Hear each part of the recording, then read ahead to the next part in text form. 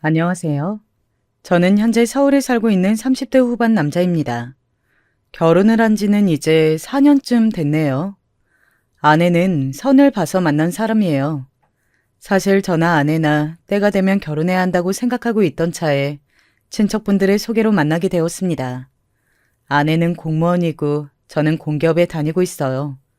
둘 다 먼저 그만두지 않으면 정년까지 다닐 수 있는 회사에 흔히들 말하는 철밥 통인 곳이라 주위에서는 참 잘 맞춰서 잘 결혼했다고들 합니다. 뭐 직장이나 다른 조건들이 괜찮았던 것도 있지만 아내와 결혼하기로 했던 가장 결정적인 이유는 아내가 굉장히 깔끔한 성격이라는 것도 컸어요. 제가 그렇거든요. 혼자 살 때도 늘 집안을 깨끗하게 해두고 정리정돈을 잘 했었는데 연애를 몇 번 하는 동안 그런 제 모습에 피곤함을 느끼는 상대들이 참 많았거든요. 내가 하면 된다니까. 강요도 하지 않았는데 그런 게 싫다고? 오빠가 치우면 나도 해야 할 것 같고, 어딘가 불편하잖아. 그러면 손님이 가고 난 다음이나 내가 눈치 안 보게 좀 덜 유난스럽게 할 수는 없어? 제가 좀 유난인가 싶었지만 성격이 성격인지라 쉽게 고쳐지진 않더라고요. 그래서 이걸 참아줄 수 있거나 나랑 비슷한 사람을 만나서 결혼하자라고 생각했었는데 아내가 저와 비슷했습니다. 그리고 뭐 꼭 그것 때문이 아니더라도 사람 자체가 괜찮기도 했고 말이죠. 집안 환경은 아내 쪽이 조금 더 좋긴 했어요. 저희 집은 부모님이 평범한 회사원과 전업주부셨는데 아내는 아버지가 대기업 연구직에 오래 계셨던 엘리트셨고 어머니도 선생님이셨거든요. 집안에 재산이 좀 있는 편이었고 말이죠. 물론 그러면 안 되지만 아직도 여자들은 나이가 좀 있으면 아무래도 눈을 좀 낮춰서 결혼하는 편이기도 하니까 크게 욕심부리지 않으신 것 같아요. 그리고 제가 어쨌든 직장이 아내보단 괜찮았고 말이죠. 그렇게 조건을 맞춰서 한 결혼이다 보니 빨리 진행된 건 장점이었지만 그만큼 정이 들 시간이 없었다는 건 단점이었습니다. 불같은 사랑을 하고 이 사람이 없으면 죽을 것 같아서 그렇게 결혼한 사이는 아니었지만 서로가 괜찮은 사람이라는 믿음은 있었어요. 물론 결혼하고 얼마 되지 않아 그 믿음들도 하나둘 깨지긴 했지만 말입니다. 아내의 말투나 행동들이 이상하다고 생각했던 건 연애할 때도 종종 있긴 했습니다. 어딘가 저와 저희 집안을 무시하고 있다는 생각을 종종 하긴 했었거든요. 예를 들면 이런 일이 한 번 있었어요. 오빠네 집은 교육에 열의가 있는 편은 아닌가 봐? 왜? 아니, 오빠 동생도 학교 좋은 곳 나온 건 아니라며. 오빠도 그렇고. 우리 집은 교육에 관심이 엄청 많아서 그런 분위기가 혹시 안 맞을까 봐. 그건 조금 걱정이 되네. 아, 그게 그렇게 중요한가? 집안 분위기가 얼마나 중요한데. 그런 거에 애들 성향이나 성격 같은 게 다 결정되는 거 몰라? 교육이나 공부에 진심인 분위기가 아이에게 미치는 영향이 얼마나 큰데.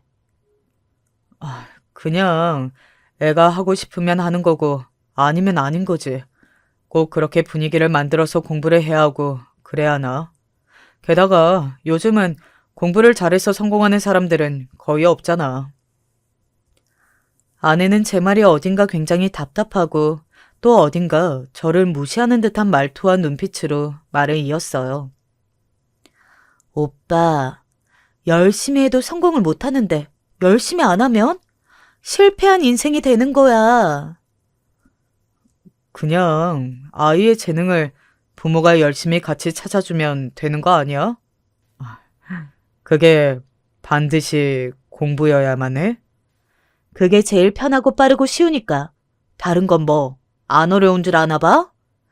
세상 물정을 이렇게 몰라서 어떡해.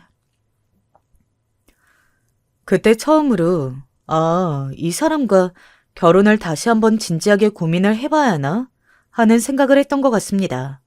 하지만 나쁜 사람이 아니니 맞춰가면 된다고 안일하게 생각했던 것 같아요. 그게 아니었다는 걸 이제는 알지만 말입니다. 그거 말고도 크고 작게 조금씩 안 맞은 부분들이 있었지만 그것에 대해 찜찜함을 느낄 때쯤에는 이미 결혼 이야기가 다 오가고 날까지 잡은 이후였어요. 저야 뭐 결혼 안 하겠다고 하면 그만이긴 했는데 아무리 세상이 많이 변했다고 하나 결혼 날까지 다 접어놓고 파혼하는 건 여자 쪽에서 아무래도 좋지는 않잖아요. 그래서 시간을 가져보자라는 말을 하고 싶었지만 그러진 못했어요.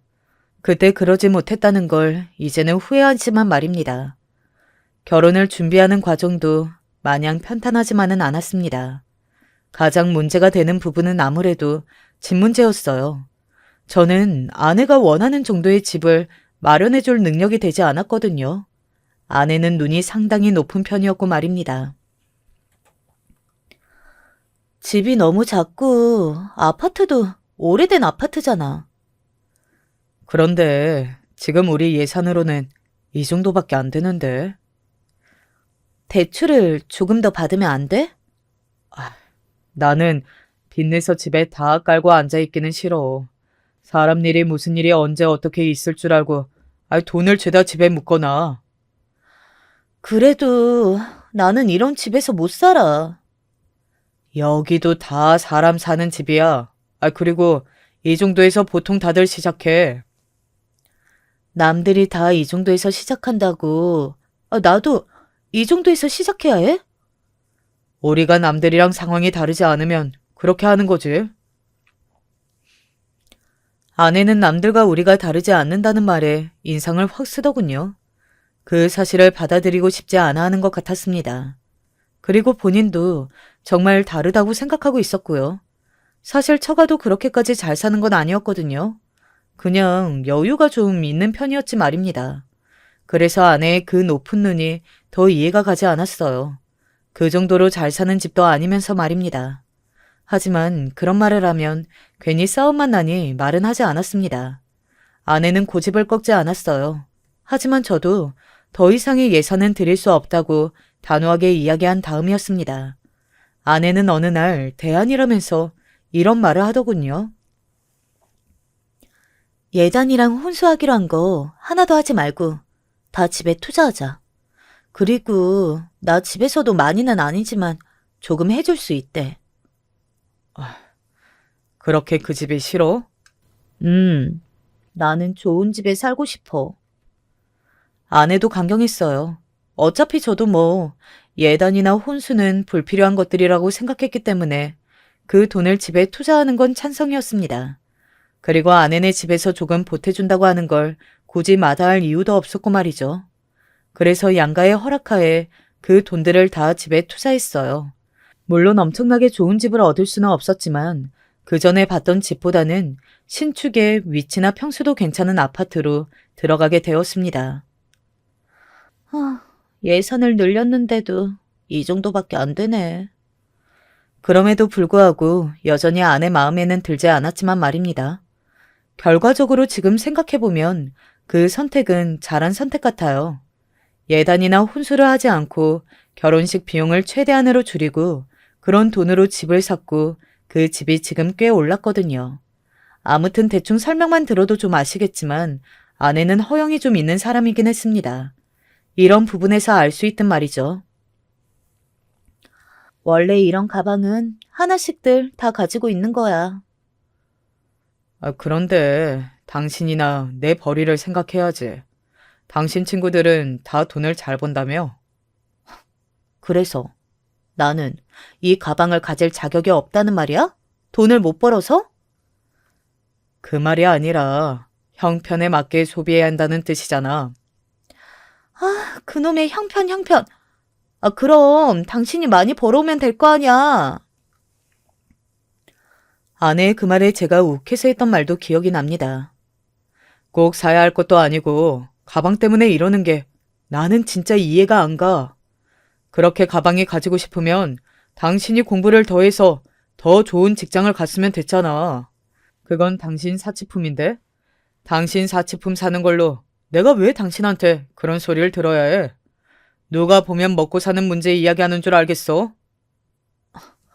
말을 꼭 그렇게 해야겠어? 그냥 빈말이라도 사주겠다면 안 되는 거야? 내가 당신을 몰라? 당신은 사주겠다고 하면 당장 내일 백화점 가자고 할 사람이잖아. 그리고 말을 그렇게 한 게 내가 먼저야? 당신이 먼저 내가 돈을 더 많이 벌어오면 될 거 아니냐며? 제가 맞는 말만 하니 아내는 할 말이 없는 듯 입을 꾹 깨물고 저를 노려봤습니다. 그러고는 잠시 뒤 안방으로 문을 쾅 닫고 들어가더군요. 그리고는 또 잠시 뒤 방 밖으로 제 이불과 베개를 내놨고 말이죠. 사실 그때 속으로 고민을 참 많이 했어요. 이 사람과 아이를 낳고 가정을 꾸리고 살 수 있을까 하는 고민 말입니다. 분명히 결혼하기 전에는 이런 사람이 아닌 줄 알았고 결혼을 준비하면서 조금 부딪히는 부분이 있긴 했지만 그래도 원래 결혼할 때는 예민해지는 여자들이 많다는 어머니의 말을 믿었거든요. 그런데 함께 살수록 앞으로의 미래가 걱정이 많이 되었습니다. 이런 일로 싸울 일이 참 많을 것 같았거든요. 하지만 얼마 지나지 않아 아내가 임신했고 그런 고민은 싹 날아갔어요. 이러나 저러나 저는 한 가정에 가장이 확실하게 된 겁니다. 한 아이의 아빠가 되는 거니까요. 온 집안 식구들이 기뻐했어요. 사실 저희 둘 다 결혼이 늦었기 때문에 아이가 쉽게 들어설 거라고 그 누구도 생각하지 못했거든요. 그래서 결혼하고 얼마 되지 않아 장모님이 너무 걱정되었는지 아내에게 산부인과를 가보라며 검진권을 사주실 정도였으니 말입니다. 그런데 결혼하고 얼마 되지 않아 이렇게 바로 아이가 들어섰으니 얼마나 기쁘셨겠어요. 얼마나 다행인가 그래. 그러게요. 앞으로 자네가 신경을 좀 더 써줘. 우리 애 내가 곱게 키워서 그런가. 할 줄 아는 게 아무것도 없어. 보통은 그런 건 그냥 하는 말이잖아요. 근데 아내는 정말 할 줄 아는 게 없었고 장모님은 정말 아내에게 아무것도 시키지 말라는 소리였습니다. 아내가 임신했다는 제가 하나의 아빠가 된다는 기쁨도 잠시였고 아내는 본격적으로 완전 상전처럼 굴기 시작했어요. 물론 임신한 부인에게 잘해주는 건 당연한 일이죠. 하지만 아내는 그 수준이 아니었습니다. 저를 정말 종부리듯 부려먹었어요. 손 하나 까딱하지 않고 물 달라고 뭐가 먹고 싶다고 하루에도 수십 번씩 말이죠. 처음에는 정말 많이 참았습니다. 나이도 있고 초기에는 조심해야 한다고들 하니 저도 걱정이 되었고 말이죠. 하지만 그게 몇 개월을 넘어가니 저도 도저히 참지 못하겠더라고요. 그 정도는 자기가 해. 이제는 안정기라며. 임신한 아내한테 지금 일을 시키겠다는 거야? 본인이 마실 물, 본인이 떠오는 게 일이야? 물 하나도 못 떠다 줘? 그 물을 하루에도 수십 번, 지금 몇 개월째 떠다 줬잖아. 이제 그만할 때도 되지 않았냐는 말이야. 와, 임신했을 때 남편이 하는 행동은 평생을 간다는데 너무한다 진짜. 그건 내가 하고 싶은 말이야. 나 정말 울고 싶어. 요즘은 퇴근하고 집에 오기가 무서울 정도야. 당신이 무슨 잔소리를 하나, 또 무슨 어려운 일을 시킬까 해서. 아내는 제 말에 울먹거리더니 바로 방으로 뛰어 들어갔습니다. 그러고는 우는 듯 했어요. 사실 마음이 안 쓰인 건 아니었지만 저도 그동안 정말 많이 참았거든요. 그래서 미안하다 사과하지 않았습니다. 그리고 다음 날 예상대로 장모님에게 전화가 왔고 말이죠. 아니, 아무리 섭섭하고 마음에 안 드는 일이 있더라도 지금 임신 중인 애를 그렇게 올렸어야 했나? 다른 것도 아니고 자기 아이 베고 있는 사람한테. 저도 그래서 참고 참았다가 이야기한 겁니다. 장모님도 장모님 딸이니까 영인이가 얼마나 유난인지 아실 거 아니에요. 아휴, 아니 지금 나한테 내 딸 흉을 보는 건가? 저도 이해를 좀 해달라는 말이에요. 하루 종일 회사에서 치이고 집에 가면 영인이한테 치이고 저도 요즘 스트레스로 탈모가 올 지경이라고요. 제 그 말에도 장모님은 어떻게 임신 중인 아내한테 그럴 수 있냐는 등 곱게 키워서 시집 보냈더니 이게 무슨 일이냐는 등 내가 사람을 잘못 봤다는 등 갖은 유난을 다 떠셨어요. 그걸 겪으면서 와, 아내가 그런 성격으로 자랐는지 다시 한번 이해가 되었습니다. 아내의 유난은 저에게만 해당되면 다행이었겠지만 그렇지 않았어요. 귀한 손주를 본 며느리가 정말 고마웠던 나머지 어머니는 몸에 좋다는 건 정말 많이 해다가 아내에게 보냈거든요. 하지만 임신 초기에 한번 헛구역질을 한 이후로는 어머님이 보낸 건 쳐다보지도 않았습니다. 나중에는 안 가리고 먹게 되었을 때도 그랬어요. 그래도 한 입이라도 좀 먹어봐. 시어머니가 임신한 며느리 먹는다고 귀한 것만 골라서 보내준 건데. 귀한 게 문제가 아니라 입에 안 맞는다니까? 당신 많이 먹어. 나는 햄버거 시켜 먹을 거야. 일부러 그러는 듯 정말 손도 대지 않았습니다. 뭐 많은 분이 여기까진 그래 그러려니 하실지도 몰라요. 임신했을 때 음식은 민감한 문제니까 입에 안 맞는 걸 억지로 먹을 수는 없잖아요. 하지만 아내는 그 수준이 아니었어요. 어머니, 집에 좀 오시지 말라고 해. 그게 무슨 소리야? 어차피 오셔서 반찬만 주시고 바로 가시잖아. 집안에 들어오시지도 않은 적도 많은데 당신 불편할까 봐. 그것도 불편하다고. 그냥 음식이고 뭐고 아무것도 안 보내주셔도 되고 오시지도 말라고 해. 아, 괜히 나 나쁜 며느리 만들지 말고. 사실 그거 말고도 아내는 며느리 노릇을 못한 건 맞았습니다. 뭐 부모님 생신 때 찾아뵙는 거야. 바빠서 그렇다 할 수 있어도 전화 한 통 하지 않았어요. 1년에 2번 정도 같이 밥 먹는 게 다였습니다. 저희 집은 제사도 지내지 않고 명절도 각자 보내는 집이라 그 기간에 여행을 가거나 자기 친정에 가곤 했었거든요. 가끔은 아예 없는 취급을 하고 싶어 하나 생각했던 적이 있었을 정도로 아내는 저희 집안의 모든 것을 모른 척 했습니다. 그래서 제가 물어봤어요. 당신은 내가 부모님이 없는 사람이었으면 좋겠어? 갑자기 그게 무슨 소리야? 왜 꼭 시댁을 없애고 싶어 하는 사람처럼 구냐고. 1년에 한두 번 보는 것도 못하겠어? 아, 그것도 하기가 싫어? 말을 꼭 그렇게 해야 해? 당신은 나한테 늘 말을 꼭 그렇게 해야 하냐는데 이런 말이 나오게 구는 건 당신이잖아. 시작이 누구인지 잘 생각해봐.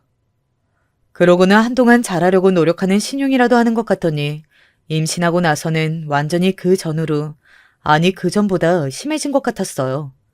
사실 그 문제도 아내와 진지하게 이야기를 나누고 싶긴 했지만 임신 중이기도 하고 그 전에 장모님에게 이런저런 문제로 저도 시달려서 많이 지친 상태였기 때문에 말을 얹지는 않았습니다.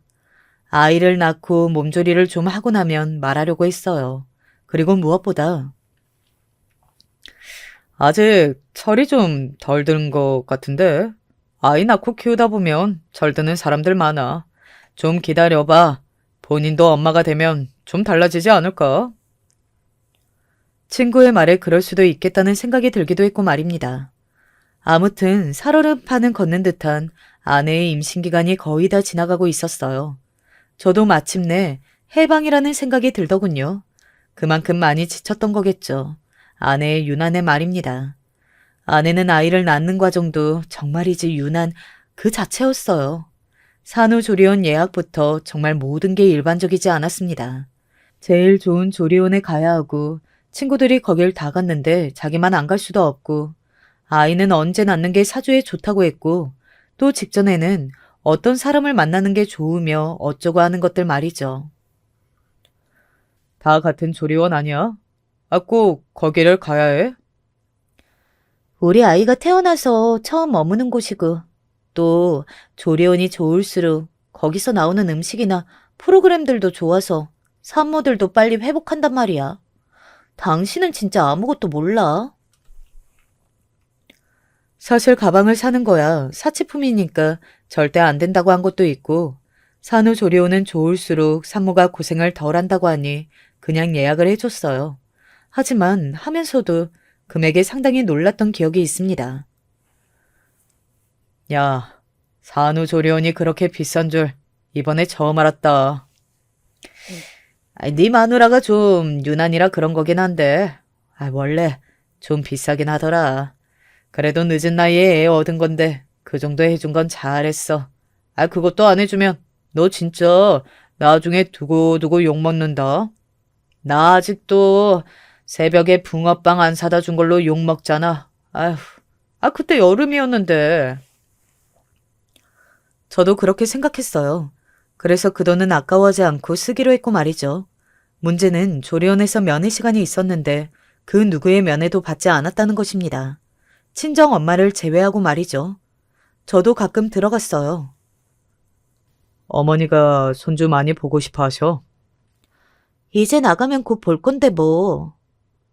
그래도 너무 보고 싶으셔서 오신다는데 뭐가 불편한 것도 아니고 왜 면회도 못 오게 하시는 거야? 여보, 나는 지금 다른 거 하나도 생각하지 않고 오로지 몸조리에만 신경 쓰고 싶어. 왜 그런 내 마음을 안 알아주는 건데? 뭐 아이를 낳고 얼마 되지 않은 상태이기도 했고 노산이라 고생도 많이 하긴 했거든요. 그래서 되도록 아내의 말을 다 들어주려 했습니다. 손주가 보고 싶다는 부모님, 특히 어머니에게도 노산에 고생해서 그런지 기력이 없어서 아무도 만나고 싶어 하지 않는다. 곧 보게 해드리겠다는 이런 말들을 해가면서 겨우겨우 넘겼어요. 그럼에도 어머님은 너무 섭섭해 하셨고 저는 죄송했지만 말입니다. 하지만 조리원을 나가서 바로 보여주겠다고 했던 아내는 또 그 말을 지키지 않았어요. 차일피일 컨디션이 좋지 않다며 나중에 오시면 안 되냐고 미루더군요. 제가 못 참고 말했습니다. 이러다 애 100일 지나서 처음 보시겠어. 그 전에 꼭 보라는 법은 없잖아. 나는 당신이 정말 이해가 안 간다. 대체 왜 안 보여주려 하는 건데? 그렇게 우리 부모님이 싫어? 그러면 나랑은 어떻게 사냐, 어? 내 말이 그게 아니잖아. 그게 아니면 뭔데 대체? 내가 이해할 만한 이유를 좀 말해봐. 제가 그렇게 이야기하면 아내는 정작 명확한 이유는 말하지 못한 채 둘러대기만 했어요. 그러다 겨우 꺼낸 말이 아기가 작게 태어나서 병원에서 당분간 주의 깊게 보라고 했다. 외부에서 사람이 들어오면 균들 같은 것들도 같이 들어오지 않겠냐. 그런 말들이었습니다. 왜? 나도 외출하고 집에 들어오는데 집에 오지 말라고 하지? 왜 이렇게 삐딱해? 그냥 최대한 방문객을 줄이면 좋으니까 하는 말이지. 언제까지? 뭐 언제까지 이럴 건데? 그리고 장모님은 거의 매일 오시잖아. 엄마랑 같아? 뭐가 다른데? 게다가 뭐 오래 계시겠다는 것도 아니고 그냥 잠깐 손주 얼굴 보고 가시겠다는 건데 지금까지 우리 부모님이 자기 손주 얼굴 한 번 못 본 게 말이 된다고 생각하니? 너 대체 왜 이러는 건데? 시끄러. 애 깬단 말이야. 아내는 늘 그런 식으로 결국은 말을 돌리고 어머니를 만나는 것을 끝끝내 거부했습니다. 정말 저는 이유를 알 수가 없었어요. 그러던 어느 날 아내가 장모님과 통화하는 내용을 우연히 들었습니다. 그 내용은 가히 충격적이었어요. 아니, 시골에서 맨날 그 험한 환경에 노출된 분이 애한테 무슨 병을 옮길 줄 알고. 나는 진짜 저 사람이 더 이해가 안 돼. 아기가 작게 태어난 게, 걱정도 안 되나? 자기 아들인데? 언젠가 볼 거 왜 이렇게 닥달하는지도 나는 모르겠고. 하여간 그쪽 집안은 마음에 드는 게 하나도 없어. 하나부터 열까지 마음에 안 들어 정말. 그리고는 장모님의 이야기를 한참 듣고 있더니 그러더군요. 그 사람도 솔직히 마음에 안 드는 거 많은데 사람이 나쁜 사람은 아니라서 뭐 참아가면서 살 수 있거든. 그리고 이제 와서 이혼을 할 것도 아니고. 그러니까. 근데 정말 시댁은 너무 싫어. 다 끊어내고 싶을 만큼 싫단 말이야. 보기만 해도 스트레스인 걸. 나보고 어떡하라는 거야 정말. 그니까 엄마가 좀 불러내서 맛있는 것 좀 먹이고 잘해줘봐. 자기 집 생각 안 나게. 정말 화가 머리 끝까지 차는 것 같더군요. 하지만 모른 척했습니다. 그리고는 바로 어머니께 전화를 했어요. 일단 먼저 올라오시라고 말이죠. 정말? 정말? 드디어 손주 보러 가도 되는 거냐? 아이고, 드디어 보는구나. 아이고. 어머니는 거의 우시다시피 하시더라고요. 그 음성에 저도 눈물이 날 뻔했습니다. 그리고 다음 날 어머님이 바로 목포에서 하루 만에 엄청난 짐들을 챙겨서 오셨어요. 제가 터미널로 마중을 나갔는데 양손 가득 들고 오신 음식들에 놀랐거든요. 아휴, 뭘 이런 걸 다 해오셨어요. 그리고 하루 만에 시간이 어디 있어서 정말. 우리 며느리 먹이는 건데 당연히 해와야지. 하나도 고생스럽지 않다. 기분 좋아서 날아갈 뻔했다니까. 잠은 차에서 좀 잤어. 아이, 괜찮아. 그런 어머니를 보니 또 눈물이 날 것 같았군요. 이렇게 좋아하시는데 그동안 이 핑계 저 핑계 대가면서 보여드리지 못한 게 너무 죄송스럽고 말이죠. 진작 보여드렸어야 했는데 죄송해요. 뭐 일부러 그런 것도 아니고 또 원래 애 낳고 얼마 안 된 산모들이 예민하다. 그리고 노산이잖니. 얼마나 고생했겠어. 그리고 집으로 가는 내내 차 안에서 네가 잘해줘라. 애기는 이쁘냐. 등등의 말들을 하셔서 더 속이 상했던 것 같아요. 이게 뭐야? 뭐긴 뭐야. 안 받아? 아내에게 말하지 않고 어머님을 모셔왔기 때문에 아내가 놀란 얼굴로 어벙벙하게 현관에 서 있더군요. 저는 아무렇지 않게 어머니가 가져오신 음식들을 아내에게 줬습니다. 아내는 얼떨떨한 얼굴로 받아들었어요. 아이고, 이제 막 몸푼 애한테 짐은 무슨, 아이, 내가 드마. 이 사람 체력 기른다고 요즘 운동해요. 괜찮아요. 그렇게 말하고는 어머님을 거실로 안내했습니다. 아내가 제 손을 잡아 끌었어요. 뭔데? 뭐긴 뭐야. 내가 오시라고 했어. 나랑 상의도 없이? 상의하면 뭐가 달라지는데? 제가 정색을 하며 그렇게 말하자 아내가 인상을 팍 쓰더군요. 그리고는 어쩔 수 없다는 듯 한숨을 한번 쉬고는 들고 있던 음식을 저에게 떠넘기듯 넘겼습니다. 당신이 들어. 왜 나보고 들래? 그리고 딱딱한 얼굴과 말투로 어머니께 말했어요. 지금 아기가 자서 이따가 보시는 게 어떨까요? 재운 지 얼마 안 돼서 깨면 안 될 것 같아서요. 그래. 100일을 가까이 기다렸는데 그 몇 시간을 못 기다리겠니? 나는 괜찮다. 어머니의 그 모든 말에 눈물이 나올 것 같았지만 참았습니다. 아내는 정말 그런 어머니를 보고도 별 느끼는 게 없는 것 같았어요. 그냥 당장 귀찮은 일이 생겨서 싫고 짜증나는 사람처럼 굴었습니다. 그게 티가 났고 말이죠. 그래서 제가 어머니가 화장실을 가신 사이 말했어요. 작작 좀 해. 내가 뭐? 그렇게 싫고 귀찮은 티 좀 그만 내라고. 그러니까 왜 나랑 상의도 없이 모셔오냐고. 상의했으면 당신이 퍽이나 모셔오라고 했겠다. 배운 사람이면 좀 예의 있게 굴어. 큰 소리 내지 말고 당신 나랑 계속 살 생각 있으면. 뭐? 나는 경고했어. 제가 정색하고 그렇게 말하니 아내는 살짝 겁을 먹은 것 같더군요. 그래서 별 문제 없이 지나갈 줄 알았습니다. 어머님이 화장실에서 나오고 아기가 잠에서 깼는지 울음소리가 들려오고 아내가 곧장 방으로 들어가 아이를 달랬어요. 그때 어머님이 저에게 오셔서 말씀하셨습니다. 이제 보러 들어가도 되니? 이게 뭐라고 눈치를 보시면서 저에게 조심스럽게 묻는 어머님의 모습에 또다시 화가 났어요. 겨우 웃어 보이며 들어가시라고 했습니다. 제가 그렇게까지 말했으니 아내가 별다른 말을 하지 않을 거로 생각했거든요. 하지만 그런 제 기대는 산산이 부서졌어요. 너 지금 뭐라고 했니? 방 안에서 약간 격앙된 어머니의 목소리가 들려왔습니다. 싸한 느낌을 받고는 제가 재빨리 방 안으로 들어갔어요. 그곳에는 놀란 얼굴로 아내를 바라보는 어머니와 그런 어머니를 경멸 어린 눈으로 바라보는 아내가 있었습니다. 아내는 마치 아이를 감싸듯 안고 있었고 말이죠. 그냥 보시기만 하면 되잖아요. 아니, 손도 씻었고 아이도 안 울었는데 대체 뭐가 문제란 말이냐? 무슨 일이에요? 낮게 깔린 제 목소리에 아내가 움찔 놀라는 게 보였습니다. 하지만 그뿐이었어요. 이내 아기를 지키듯 안고서는 저를 노려보듯 보더군요. 어머니가 울먹거리며 말씀하시기 시작했습니다.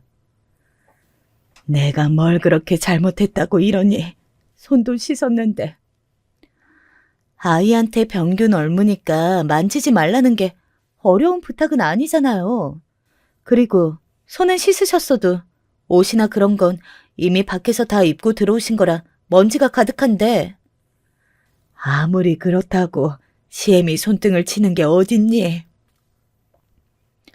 아내는 어머니의 그 말에 움찔하더니 제 눈치를 한번 보더군요. 아니, 그건 저도 놀라서. 그러고는 말을 얼버무렸습니다. 어머니가 끝내 눈물을 흘리셨어요. 저는 그 모습을 보고 이성의 끈이 끊어지는 듯 했고 말입니다. 내가 이런 취급을 받아야 하니? 그래도 할머니인데. 하면서 말을 흐리시는 어머니를 보고 제가 곧장 아내에게 다가갔어요. 그리고 아이를 빼앗듯 안아들었습니다. 당신 지금 뭐 하는 거야? 시끄러. 조용히 해. 어머니, 아기 좀 안고 잠시 밖에 나가 계세요. 그렇게 말하고는 아기를 어머니께 넘겨줬어요. 어머니는 아기를 조심히 안고 밖으로 나가셨습니다. 따라 나가려던 아내를 붙잡아서 침대에 앉혔어요. 당신 지금 뭐 하는 짓이야? 미쳤어? 미친 건 내가 아니라 당신이겠지. 내가 경고했지. 나랑 계속 살고 싶으면 그만하라고. 어른한테 예의는 지키라고. 내 허락 없이 애기 안으려고 했단 말이야. 그게 어른 손등을 때릴 만큼 큰 죄니? 너는 애가 인간이 덜 됐어. 경우가 없어도 너무 없어. 엄마가 되면 절이 좀 들려나? 이제 어른이 좀 되려나? 기대했던 내가 미친놈이지. 너는 그냥 글러먹었어. 뭐? 너는 네가 대단한 공주님인 줄 아나 본데. 너네 집 뭐 있냐? 네가 맨날 이야기하는 그 친구들의 반의 반만큼이라도 살아. 어? 진짜 가진 사람이라 너같이 철이 없고 머리가 텅텅이면 차라리 이해해. 너는 그렇지도 않으면서 어정쩡하게 허영은 넘치고 어디서 본 건 있어서 눈 낮추기는 싫고 너 같은 애가 제일 답이 없는 거 알아? 당신 지금 말 다 했어? 덜했다. 나는 지금 너 같은 애랑은 못 사니까 네가 결정해. 싹싹 빌던가 아님 나가던가. 제가 못 살겠다 나가라 라는 말까지는 할 줄 몰랐는지 아내는 놀라서 눈이 동그래졌어요. 그러고는 저를 보더군요. 눈에 눈물이 차오르는 게 보였지만 정말 불쌍하다, 달래줘야겠다 그런 생각이 전혀 들지 않았습니다. 정이 다 떨어진 거예요. 내가 우리 집에서 왜 나가? 내가 그렇게까지 이야기했는데도 내 말을 무시한 건 나랑 같이 안 살겠다는 뜻 아니었어? 그렇다 한들 내가 왜 이 집에서 나가냐고. 당신이 나가야지. 내가 왜? 내 돈으로 산 내 집인데? 내 돈도 있거든? 그러면 그만큼 돌려줄게. 그럼 됐지? 아내는 그제야 제가 그 말을 진심으로 하는 거라는 걸 알아차린 것 같더라고요. 한풀 기가 꺾인 듯 했습니다. 이를 악물고 노려보더니 작게 말하더라고요. 당신 후회 안 할 자신 있어? 당신이랑 사는 동안 한 번도 행복했던 적이 없어. 뭐만 하면 친구들이 어쩌고 하면서 매일 비교만 하고 임신 기간 내내 내가 하루에 잠을 몇 시간 잤는 줄 알아? 그렇게 사람을 괴롭힌 것도 모자라서 남편 부모님을 그런 식으로 취급해. 네가 나를 남편으로 생각하긴 하니? 그냥 네가 부리는 종이나 머슴으로 생각하는 건 아니고. 아내는 아무 말도 하지 않고서는 입술을 꼭 깨물더군요.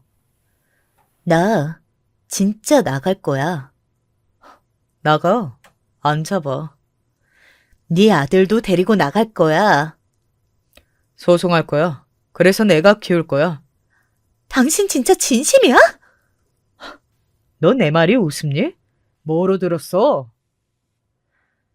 그렇게 했던 말을 반복하며 싸우고 있던 때 밖에서 아기가 우는 소리가 들렸고 곧 어머니가 아기를 안고 들어오셨습니다. 괜히 나 때문에 이 사달이 난 것 같아서 미안하다. 그만 싸워. 애가 너희 소리 지르는 소리에 놀랐잖니. 그렇게 일단 그날 싸움은 마무리가 됐어요. 서둘러 내려가시는 어머니에게 진짜 괜찮다고 너무 마음 쓰시지 말라는 말을 100번 가까이 한 것 같지만 그런데도 여전히 어머니는 마음이 불편해 보였습니다. 저는 그런 어머니의 모습이 더 마음이 아팠고 말이죠. 그리고 집으로 돌아오니 장모님이 와 계시더군요. 솔직히 예상했던 그림이었어요. 아마 바로 일렀겠죠. 장모님은 절 보자마자 화부터 내시더군요. 그 또한 예상했던 일이었습니다. 박서방, 상의도 없이 어머님을 모셔온 건 자네가 먼저 잘못한 일이 아닌가? 아무리 우리 애가 좀 예민하게 굴었기로써니 갈라서자는 둥 나가라는 둥, 너무하잖나? 당장 사과하고 앞으로는 그러지 않겠다 약속하게. 저는 그런 장모님을 보는데 웃음이 나오더군요.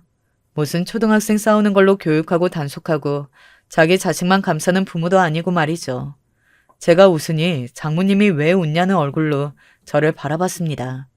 저는 거실 소파에 앉아있는 아내를 힐끔 보고서는 장모님에게 말했어요. 저 사람이 왜 저 나이 먹도록 철도 하나도 안 들고 예의라고는 없고 생각도 짧고 어른 노릇 하나 제대로 못하는지 이제 확실히 알겠네요. 뭐? 자네 뭐라고 했나? 다 장모님 때문이었네요.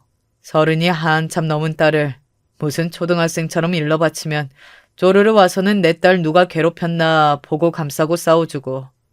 장모님, 지금 초등학생 양육하세요? 그런 제 말에 장모님은 인상을 팍 찌푸리시더군요. 저는 굴하지 않고 말을 이어나갔습니다. 장모님이 저 사람을 그렇게 키워서 저 사람이 이 모양 이 꼴인 거예요. 이 나이 먹도록 무슨 일 하나 제대로 해결 못하고 뻑하면 엄마나 찾고 35이 되도록 저러는 게 말이 됩니까? 세상 물정이라고는 모르고 수천만 원짜리 가방 안 사줬다고 삐져서 남편 서재에 재우고. 시어머니가 애 만지려고 했다고 손등이나 치고. 자네가 사줄 능력이 됐으면 될 일이고 사돈 어른이 먼저 말을 하고 찾아오셨으면 될 일 아닌가? 화도 안 나더라고요. 그냥 어이가 없었습니다. 사줄 능력이요? 그러면 그런 남자 찾아서 선보게 하시기 그러셨어요. 저희 집 제 직업 다 알고 결혼하라 하신 거잖아요. 그러면 그거에 맞춰 살게 가르쳤어야죠. 왜요? 30 넘어 파혼당한 딸놈이 부랴부랴 시집 보내게 한다고 조건 같은 거 볼 시간이 없으셨어요? 장모님과 아내 모두가 그 자리에서 굳었습니다. 잠시 그곳에만 시간이 멈춘 듯한 느낌을 받았어요. 아마도 제가 모른다고 생각하고 있었겠죠. 네, 아내는 한번 파혼당한 적이 있습니다. 상대는 저보다 집안도 직업도 더 좋은 남자였어요. 하지만 아내의 성격을 감당하지 못하고 파혼을 했다더군요. 저도 우연히 알게 된 일이었어요. 사실 결혼 초반부터 알고 있었던 일이긴 했는데 한 번도 내색하지 않았었거든요.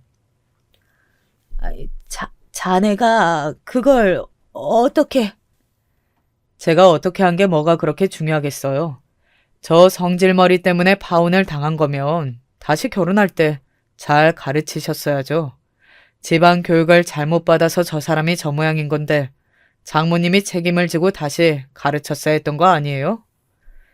제 말에 아내가 화가 난 듯 벌떡 일어났습니다. 당신 선 넘었어. 그만 안 해?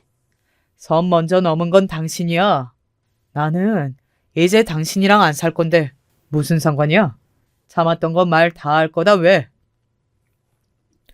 장모님이 덥석 제 손목을 잡는 게 느껴졌습니다. 제가 놀란 눈으로 장모님을 바라봤어요. 장모님의 표정이 아까와는 다르게 어딘가 풀어져 보이더군요. 자네, 정말 이혼할 생각인가? 네, 저는 저런 사람이랑 더 이상 못 살아요. 저 사람이랑 살면 제가 저희 부모님께 얼마나 더 불효해야 한다는 소리예요? 저는 싫고 못해요. 장모님은 그제야 사태의 심각성을 좀 깨달으신 듯 했습니다. 더불어 제가 그냥 하는 말이 아니라 진심이라는 사실도 말입니다. 자네 생각은 잘 알았으니까 일단 진정을 좀 하고 나도 영은이랑 잘 이야기해보겠네. 그리고선 아내를 작은 방으로 끌고 들어갔습니다. 그 안에서 무슨 소리를 할지는 너무나도 뻔했어요. 장모님은 남의 시선을 굉장히 신경을 많이 쓰시는 분이었거든요. 듣기로는 파혼당했을 때도 혹시 주변에 이상한 소문이 날까봐 엄청나게 단속하고 신경 쓰셨다고 하더라고요. 아마 딸을 애딸린 이혼녀로 만든다는 건 정말 싫으셨을 거예요. 게다가 파혼도 했던 과거가 있으니 소문이 어떻게 날지는 사실 불보듯 뻔한 일이기도 했고 말이죠. 한편으로는 아내가 안 됐다는 생각을 한 적도 있습니다. 사실 그렇잖아요. 유난의 과보호에 남의 시선을 신경 써가며 키운 아이의 집안 교육이 제대로 됐을 일 없고 그런 부모 밑에서 자라서 아내가 그런 성격이 된 건데 아직도 그 부모 밑을 벗어나지 못하고 휘둘리는 인생을 산다는 것이 말입니다. 그런 생각을 하고 있을 때였어요. 아이가 안방에서 깨는 듯한 소리가 들려서 안방으로 들어갔습니다. 안방으로 들어가 아이를 안아들었는데 창문을 열어놨는지 옆방에서 장모님과 아내가 나누는 이야기 소리가 들려왔어요. 네가 사과해. 내가 왜? 뭘 잘못했는데? 박서방 입장에서는 자기 부모한테 네가 막대한 거니까 당연히 화가 나지. 그러게 내가 오시지 말라고 했는데. 애가 100일이 다 되어가는데 한 번도 못 보시는 거니까 보고 싶을만 하지. 엄마 갑자기 왜 박서방 편이야? 박서방이 이혼한다고 해서 그래? 저 사람 말만 저러지 이혼 못해. 네가 박서방 같은 사람을 몰라서 그래. 저런 사람은 한 번 아니면 절대 아닌 사람들이란 말이야. 평소에 안 그럴 것 같아 보이는 사람이 원래 끊어낼 때 제일 확실하게 끊어내는 거야. 그리고 이혼 좀 하면 뭐? 이혼 좀 하면 뭐? 너 그 나이에 애까지 딸린 상태로 재혼이 될 걸로 생각하니? 게다가 너는 파혼당한 적도 있잖아. 한 번이면 몰라도 두 번은 사람들이 다 네가 무슨 잘못이 있어서 네가 어디가 부족해서 흠이 있어서 그런 걸로 생각한단 말이야. 너 혼자서 애 키우면서 살 수 있어? 남편이랑 애 아빠 없이? 아내는 잠시 동안 말이 없더군요. 그러더니 시무룩한 투로 말을 했습니다. 나 근데 시어머니 너무 싫단 말이야. 그냥 누가 봐도 그 시골 할머니 같은 모습도 너무 싫고 친구들 시어머니는 다 멋지고 그런데. 박서방 말이 맞네. 네가 나이가 몇인데 그런 생각을 하고 있어? 그들의 말을 듣다가 잠든 아이를 다시 침대에 내려놓고 안방에서 나와 서재로 갔습니다. 사실 아내와 무조건 이혼할 생각이었는데 그 대화를 듣고 있자니 어딘가 짠해지는 기분이 들기도 했거든요. 저렇게 자랐으니 저런 생각을 할 수밖에 없지 라는 생각도 들고 말이죠. 그렇게 장모님이 돌아가시고 난 뒤 한동안 아내는 제 눈치만 살폈습니다. 어머니 올라오시라고 해. 내가 죄송하다고. 식사라도 대접하고 애도 제대로 보여드리고. 뭐 어머님도 마음을 많이 쓰고 계셨어서 한번 그런 자리가 필요하다고 생각은 했기 때문에 어머님을 다시 모셨어요. 그래서 하루 종일 아기도 보여드리고 밥도 사드리고 좋은 시간을 보냈습니다. 저도 어느 정도 마음이 풀렸고 어머님도 기분이 좋아 보이신 듯 했어요. 그렇게 지나갔다면 아마 저는 아내와 이혼할 생각을 접었을지도 모릅니다. 하지만 사람 고쳐 쓰는 거 아니라는 말이 맞았던 걸까요? 아내는 결국은 참지 못하고 본인이 하고 싶은 말을 뇌를 거치지 않고 말하기에 이르렀어요. 그런데 어머니 꼭 이렇게 자주 봐야겠어요? 어머니도 며느리가 좀 불편한 것 같으면 보고 싶고 하고 싶으셔도 좀 참으셔야지. 그거 고집이세요? 뭐? 고집? 내가 무슨 고집을 부렸니? 음식만 해도 그래요. 그걸 혼자 어떻게 다 먹는다고 매번 괜찮다는데도 보내고 또 보내고 제가 돈이 없는 것도 아니고 알아서 다 챙겨 먹고 괜찮다는데도 굳이 좀 눈치가 없으신 편 같다고 생각은 했는데 이번에도 저는 사실 올라오라고 하면서도 거절하실 줄 알았거든요. 근데 기어코 오시는 것도 그렇고 저는 그때 생각했던 것 같아요. 사람 고쳐 쓰는 거 아니라는 걸 말이죠. 어머니는 충격으로 또다시 눈물을 흘리셨고 앞의 일이 그대로 반복되었습니다. 하지만 이번에 다른 점은 제가 절대 그냥 넘어갈 생각이 없다는 것이었어요. 장모님이 와서 또 사과하고 아내가 또다시 이런 일이 없을 거라고 울고 그 모습을 보고 있는데 저는 사는 내내 이런 일이 반복되겠구나 싶어서 앞이 다 깜깜하더라고요. 그래서 며칠 뒤 그냥 이혼 서류를 내밀었습니다. 여보, 내가 진짜 미안해. 다시는 이런 일 없을 거야. 정말 너무 미안해. 나는 이제 당신 말 안 믿어. 당신은 인간이 덜 됐어. 나는 당신 부모가 아니야.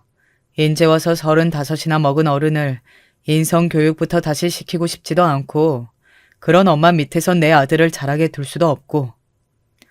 저는 단호하게 말하고 이혼 절차를 밟기 시작했어요. 만약에 합의를 해주지 않으면 소송까지 갈 생각으로 말이죠. 예상대로 장모님이 찾아오시더군요. 기어코 이혼해야겠나? 안 고쳐지는 걸 어떡합니까? 제가 지금 35이나 된 어른을 인성교육을 시키고 있을 수는 없잖아요. 내가 잘못 키워 그런 거네. 미안해. 그니까 내가 데리고 가서 잘 교육해 보겠네. 이혼을 바로 하지 말고 조금의 유예를 줄 수는 없겠어? 다시 한번 그렇게 말하면서 사정하시더군요. 장모님의 말에 대답하지 않은 채 어머님을 뵈러 목포에 내려갔습니다. 거기서 오랜만에 쉬면서 생각 정리도 좀 할까 해서요. 어머니는 제가 내려온 이유를 단번에 아시더라고요. 이혼이라는 게 물론 요즘 세상의 허물도 아니고 도저히 못 살겠으면 하는 게 나도 맞다고 생각은 한다만 또 쉽게 결정할 문제는 아니지 않니? 게다가 니들 사이에는 애도 있고 나도 그런 며느리 마음에 차는 건 아니지만 엊그제도 전화가 와서 울면서 미안하다고 자기가 아직 철이 덜 들어서 그렇다고 하더라. 그런 걸 보면 고쳐질 여지는 있는 거야. 한두 번도 아니고 저도 할 만큼 했다고 생각해요. 언제까지 봐줘야 하는지도 모르겠고요. 그래, 네가 아니라면 아닌 거니까 다시 한번 잘 생각해 보거라.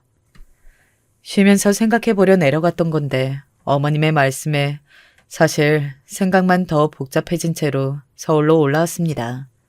그리고 아들을 보니 마음이 좀 복잡하긴 했어요. 어쨌든 제 아들의 엄마인 거잖아요. 정은 이미 다 떨어져서 얼굴만 봐도 짜증이 나는 상태에 이르렀는데 이걸 억지로 붙여서 사는 게 맞나 싶다가도 또 아내가 가끔 안쓰럽기도 하고 아무것도 모르고 배시시 웃고 있는 아들을 보면 아이가 무슨 죄인가 싶기도 하고 요즘 참 마음이 복잡합니다. 확실한 결말은 내가 속 시원한 끝맺음을 하면 좋을 텐데 제 이야기는 여기서 끝입니다. 사실 아직도 완전히 결정 내리지 못했어요. 아내와 어떻게 할지 말이에요. 하루에도 생각이 12번은 바뀌거든요. 도저히 못 살겠다 싶다가도 그래도 어떻게 살아볼까 싶기도 하고 말이죠. 사실 오늘 제가 이 사연을 여기에 보낸 것도 그런 이유에서입니다. 여러분의 생각이 궁금해서요. 이게 답이 찾아지는 문제가 아니잖아요. 만약에 여러분이 저라면 어떤 결정을 하실 건지 너무 궁금하기도 하고 또 의견을 여쭙고자 이렇게 보냈습니다. 주변 지인들은 반은 살라고들 하고 반은 절대 못 고친다고 하루라도 빨리 이혼하라고들 해요. 사실 지금 이 순간도 아내와 장모님에게 끊임없이 연락이 오고 있습니다. 물론 다 잘못했다, 다시는 안 그러겠다 하는 이야기들이죠 뭐. 장모님이랑 아예 연을 끊어봐. 그런 이야기를 한 친구도 있긴 한데 그게 가능할지는 잘 모르겠어요. 아내가 워낙 장모님에게 많이 의존하고 있어서 말입니다. 날은 추워서 바람이 스산한데 속은 꽉 막힌 답답한 기분이 들기만 하네요. 그 와중에 얼마 전에 아들이 100일이 지나 드디어 이름을 지어줬습니다. 사실 이 이름도 장모님이 유난이라는 유난은 다 떠셔서 온갖 곳에 사주를 다 넣고 받아온 이름이거든요. 또 갑갑해져 오네요.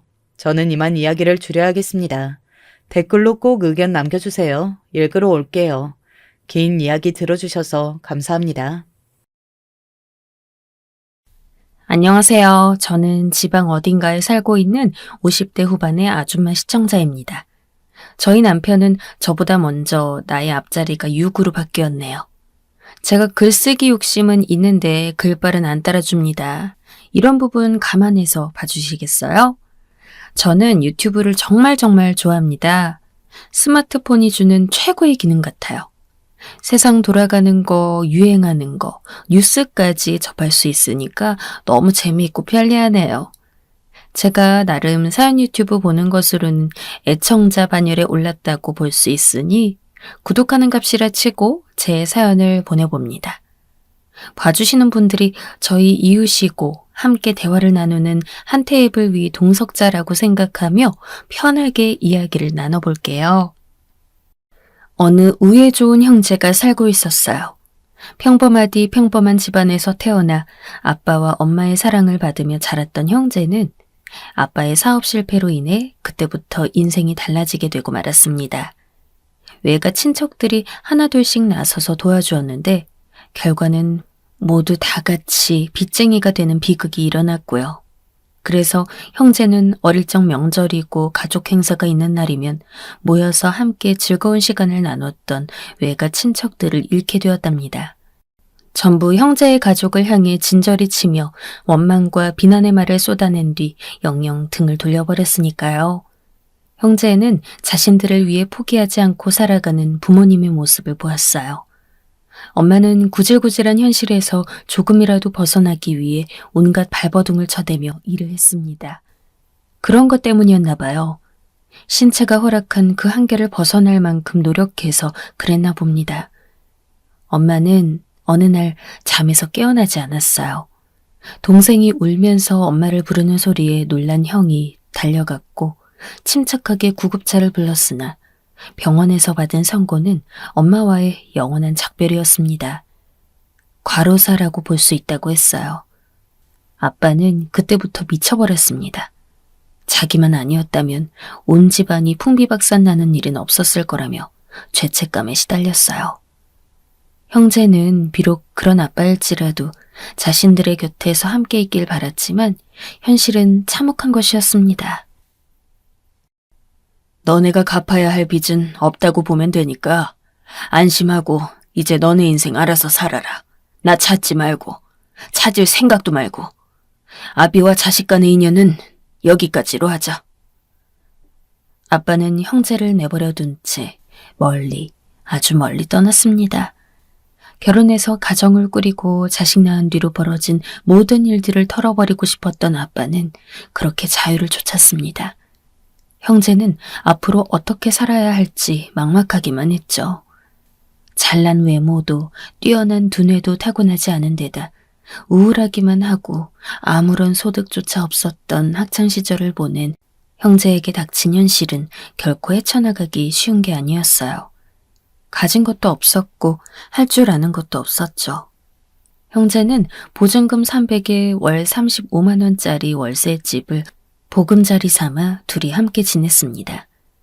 동생은 공익신분이었고 형은 동생이 공익으로 근무하는 동안 대형마트에서 계약직으로 카트 정리 요원으로 일을 했습니다. 동생이 소집 해제를 앞둔 어느 날 형은 문득 결심하게 되었습니다. 동생을 책임져야 해. 이렇게 산다면 우린 평생 이런 수준에서 살다가 낭비하게 될 것이다.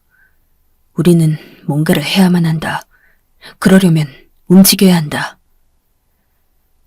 사실 동생에게는 약간의 문제가 있었어요. 사회성이 많이 떨어진다는 것이었죠.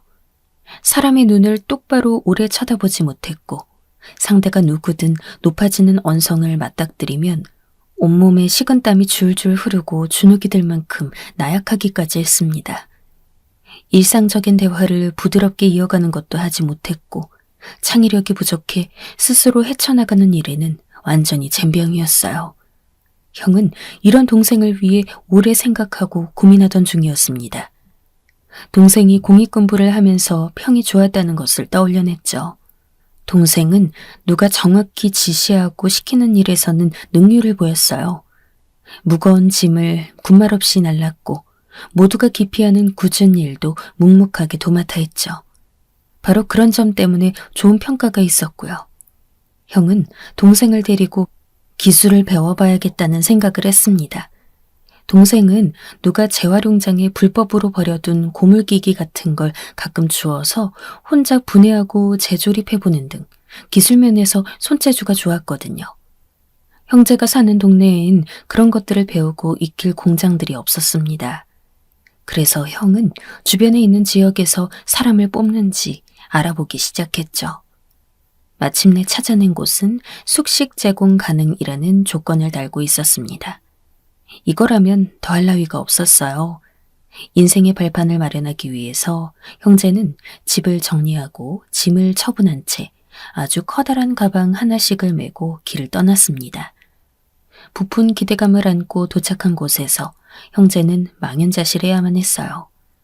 생각했던 공장이 전혀 아니었고 담당자라고 나온 사람은 형제에게 이상한 다단계 업무를 읊기 시작했습니다.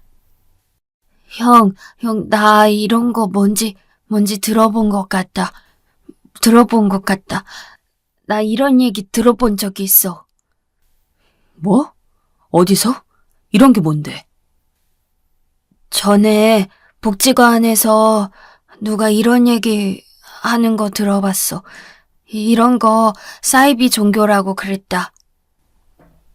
동생의 말을 들은 형은 심장이 철렁거렸습니다. 얼른 동생의 손을 잡고 몰래 그곳을 빠져나왔습니다. 겨우 사기 공고를 보고 한껏 설레서 집까지 정리하고 온 것이 믿어지지 않았고 비참했어요. 그날은 근처의 무인 모텔에서 형제가 잠을 청했습니다. 낯선 곳이라 동생은 무서워했지만 형이 있어서 안심하고 잠이 들었고 형은 밤새 어두운 천장만 바라보았어요. 그리고선 마음을 굳게 먹고 다음날 해가 밝기 무섭게 동생을 데리고 인근 모든 공장을 돌기 시작했죠.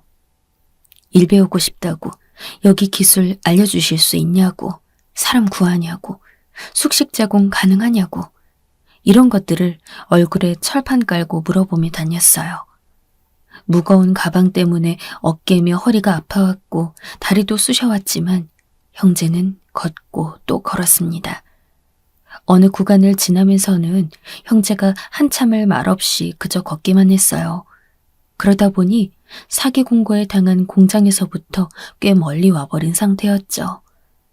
목이 마르다고 말하는 동생에게 형은 한 곳만 더 가보고 슈퍼나 편의점을 찾자고 했습니다.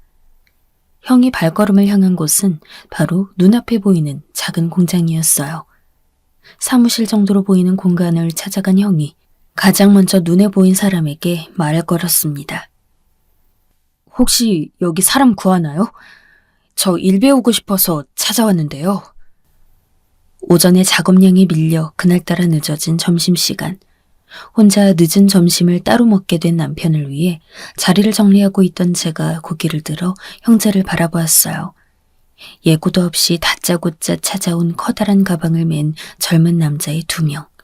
행색이 노숙자처럼 꾸질해 보였죠. 저는 당황해서 빤히 바라보고만 있었어요. 이윽고 손을 씻고 온 남편이 사무실 안쪽에서 나오다가 형제를 발견했습니다. 어리둥절해서는 남편이 절 쳐다보았고 저는 그런 남편을 향해 저도 모른다는 제스처로 어깨를 으쓱해 보였죠. 그것이 저희와 형제의 첫 만남이었습니다. 여기는 부품 취급하는 공장이라고 보면 되고, 그런데 배울 만한 게 마땅히 없는데? 남편의 말에 실망스러운 표정을 감추지 못하면서도 형제는 배가 많이 고팠는지 짜장면을 허겁지겁 먹었어요. 마침 늦은 점심 식사를 할 때였기 때문에 아직 식사 전이라는 형제의 말에 마음이 걸려서 뭐라도 먹고 가라고 했죠. 행색이 꾸질한 게 마음에 걸렸어요. 가까운 중국집에서 짜장면 2그릇과 군만두를 시켰습니다. 특히 동생은 짜장면이 너무 맛있었는지 아주 개걸스러우리만치 먹어치우며 군만두까지 급하게 먹어서 형이 저희 부부의 눈치를 살피더라고요. 저는 형제에게 괜찮으니까 편하게 먹으라고 했어요. 어디서 왔는지, 왜 이런 구직 활동을 하게 됐는지 물어봤습니다. 확실히 이런 경우를 보는 일은 흔치 않았으니까요. 형제가 몇 년간 살다가 이쪽 지역으로 오기 위해 뜨게 되었다는 동네, 그리고 태어난 고향 지역. 이런 걸 듣던 도중 저는 신기해서 끼어들었습니다. 고향이 저희 사는 데랑 똑같네요. 지금 공장 일 때문에 잠깐 와 있는 것뿐이고 원래는 거기 살거든요. 동양이네. 혹시 지금 나이가 어떻게 돼요? 저는 25살이고요. 이쪽 제 동생은 22살이에요. 형의 나이를 듣고 저는 하는 수 없이 잠깐 생각에 잠겨야만 했어요. 그럴 이유가 제게는 있었죠. 그건 남편도 마찬가지였는지 옆에서 입가에 희미한 미소를 지으며 물어보더군요. 중학교 재학 도중에 이사를 갔다고요? 그럼 혹시 학교는 어딜 다녔었는지? 남편의 질문에 형이 의아한 듯 눈알을 굴리다 대답을 했는데 저는 놀라서 입을 벌리고 말았습니다. 저도 모르게 손에 쥔 물컵을 만지작거리면서 그냥 한번 물어봤어요. 저희 아들 이름을 꺼냈죠. 혹시 들어봤거나 아는지 말이에요. 형이 고개를 갸웃거리길래 역시 모르는가 보다 싶었던 순간 혹시 덤보? 뭔가 생각난 듯 그렇게 말했습니다. 그게 뭐예요? 덤보라뇨? 제가 기억하기로는 학교에 별명이 덤보였던 애가 있었는데 걘가 싶어서요. 귀가 큰 코끼리 캐릭터 닮았다고 걔가 아마 귀가 좀 컸어서 별명이 덤보였는데. 이어진 대답에 저와 남편이 동시에 서로를 쳐다봤어요. 저희 아들은 귀가 컸었거든요. 자기 외할아버지 귀 모양을 똑같이 물려받았던 덕분이었죠. 얼굴을 정면에서 봐도 귀 모양이 다 보일 만큼 쫑긋한 모양이었습니다. 그리고 덤보를 5학년? 6학년 땐가 봤는데 안경을 썼었고. 맞아요, 맞아. 6학년 올라가는 겨울방학 때 안경을 맞췄었어요. 우리 아들이에요. 제가 놀라서 외치니까 형의 눈이 크게 떠졌죠. 정말 신기하다면서 저희에게 물어보더군요. 덤보는 지금 잘 지내냐고요. 저는 남편을 한번 슬쩍 쳐다본 후 입가에 씁쓸함을 머금은 채 알려주었습니다. 우리 아들은 먼저 세상 떠났어요. 네? 덤보가요? 그렇게 됐어요. 떠난 지가 벌써 햇수로 10년이네요. 남편이 옆에서 제 팔을 부드럽게 어루만져 주었어요. 저는 놀란 형제를 향해 애써 웃음을 지어주었죠. 이것도 인연인데 그냥 매정하게 돌려보내는 건 아닌 것 같다면서 남편이 여기서 며칠 지내보라고 형제에게 권유를 했어요. 생활하는 공간이 있었으니까 일단은 지내면서 공장 둘러보고 생각을 결정하라고 말이죠. 정말 감사하다고 저희를 향해 인사하는 형제, 대진이와 세진이가 함께하는 여정은 그때부터가 시작이었습니다. 정이란 게 무섭다더니만 진짜 사람 정드는 게 순식간이더라고요. 저는 공장 일 돌아가는 건 전혀 몰랐으나 형제가 쉴 새 없이 무언가를 하면서 움직이는 건 알겠더군요. 아무것도 아닌 푼 일거리라도 작디 작은 소일거리라도 무조건 나서서 하며 사무실 구석구석 청소까지 하는 걸 보고 속으로 감탄했습니다. 이런 근성이라면 얘네는 뭘 해도 될 녀석들이겠다라는 생각이 들었죠. 특히 형제의 가정사를 좀 더 듣고 알게 된 이후 마음이 얼마나 짠했는지 모릅니다. 이토록 착하고 가여운 애들이 또 있을까 싶었네요. 어느 날 같이 믹스커피를 마시다가 저는 대진에게 저희 아들 떠난 얘기를 들려줬어요. 아들은 중학교 졸업을 앞두고 세상을 떠났는데요. 자기 아는 고등학생 형의 오토바이를 빌려 타고 가다가 사고가 났습니다. 그대로 현장에서 즉사했어요. 아들은 혼자가 아니었고 뒤에 같이 타고 있던 친구는 동급생으로 옆반 사이였는데 그 자리에서 함께 죽었습니다. 고등학교 배정도 다 받아놓은 상황이었는데 아무런 예고장도 없이 날아온 사망 통지서를 어떤 부모가 받아들일 수 있을까요? 옛말에 자식 잃은 부모의 아픔은 단장지혜라고 했습니다. 창자가 끊어질 듯한 슬픔이란 뜻이죠. 죽은 부모를 자식은 산에다 묻지만 죽은 자식을 부모는 가슴에 묻는다고 합니다. 저희 부부가 정말 그랬습니다. 이루 말할 수 없는 비극, 그 참담함에 삶의 모든 의지를 놓아버릴 뻔도 했어요. 딸이 없었다면 저희는 정말 어떻게 됐을지 장담할 수 없었던 것 같아요. 현장에서 같이 세상을 떠난 아들 친구의 가족들은 그 후로 몇 년간 준비하더니 이민을 떠났습니다. 자식이 떠난 후 속이 헛헛하고 생활에 염증이 생겼다고 그런 인사를 지인에게 남기고 가버렸다네요. 저희 부부는 원래 둘 다 직장 생활하는 사람들이었는데 아들 떠난 이후로 퇴사하고 방황을 하다가 개인 사업으로 전환하게 되었죠.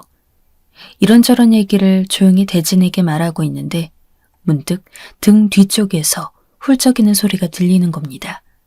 돌아봤더니 세진이가 눈물을 훔치고 있었어요. 저는 세진이가 뒤에 있는 줄도 몰랐건만 저희 얘기를 엿듣고는 슬퍼져서 울고 있는 것이었습니다. 제 동생이요. 진짜 마음 여리고 또 엄청 착해요. 대진이가 말해주었어요. 자기 동생, 원래 타고난 것도 심성이 저런 것도 있지만 학교 다니면서 심한 왕따를 당하고 맞기까지 하면서 후유증으로 점점 더 소심해지고 사회성을 잃게 되었다고 말이죠. 저는 그 얘기를 듣고 분노했습니다. 아니, 웃기는 애들이네. 왜 괴롭혀? 때릴 데가 어디 있다고 때리기는 왜 때려? 아휴, 왜 그랬다니. 세상에 별 미친 것들을 다 봤네. 그게 빚쟁이 집안이라고 어떻게 학교에 소문이 나서요. 그것 때문이었다고 하더라고요. 뭐? 빚쟁이? 그게 왜 세진이 잘못이야? 아휴, 그게 무슨... 그런 암담한 내용에 저는 절로 숙연해졌어요. 그건 어른들의 실수이자 잘못이지 죄 없는 아이들이 책임져야 할 문제가 아니었습니다. 세진이가 학교에서 소문이나 왕따를 당하자 그것 때문에 모친 분께서는 더 이를 악물고 일하셨고 결국은 과로사로 이어진 모양이었어요. 지독한 시간들을 지내온 형제가 저는 무척 안쓰러웠습니다. 그리고 보름간 형제를 지켜본 남편이 신중한 판단을 내리더니 저에게 동의를 구해왔습니다. 차라리 우리 자판기 일을 알려줘 볼까 하는데 당신 생각은 어때? 대진이는 차분하고 침착하고 주의력이 굉장히 좋아. 공간 파악도 뛰어나고 거래처 돌면서 자판기 점검하는 거 시키면 내가 보니까 딱이다 싶거든. 마침 운전도 할 줄 안다 그러고. 부품 공장 일 때문에 이 동네에 와 있는 것뿐이었지 저희가 사는 지역에서는 자판기 대리점을 운영 중이었어요. 실무 담당인 과장이 있기 때문에 저희가 공장 살피러 이렇게 기간을 내서 나와 있을 수 있었고요. 남편은 자판기 일을 형제에게 맡기고 전수해주고 싶다는 뜻을 내비쳤습니다. 세진이는 가만히 앉아서 한 가지 일을 파고드는데 일가견이 있더라고. 한 번 시작하면 집중력이 장난 아니더만. 사무실에 들어오는 자판기 수리 업무를 가르치면 할 수 있지 않을까 싶은데. 그러니까 요약하자면 궁극적으로 남편은 대진이 세진이 형제에게 선의를 베풀고 싶다는 것이었습니다.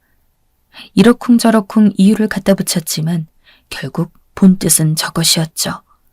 저는 빤히 들여다보이는 그 속내에 동참해주기로 했어요. 그리고 저희는 원래의 집으로 돌아가는 길에 대진이, 세진이와 함께하게 되었죠. 바로 자판기 대리점으로 가서 직원들과 인사를 시켜주었고 간략한 일 소개를 해주었어요. 대리점 근처에 있는 원룸에서 살도록 저희가 편의 또한 제공해 주었습니다.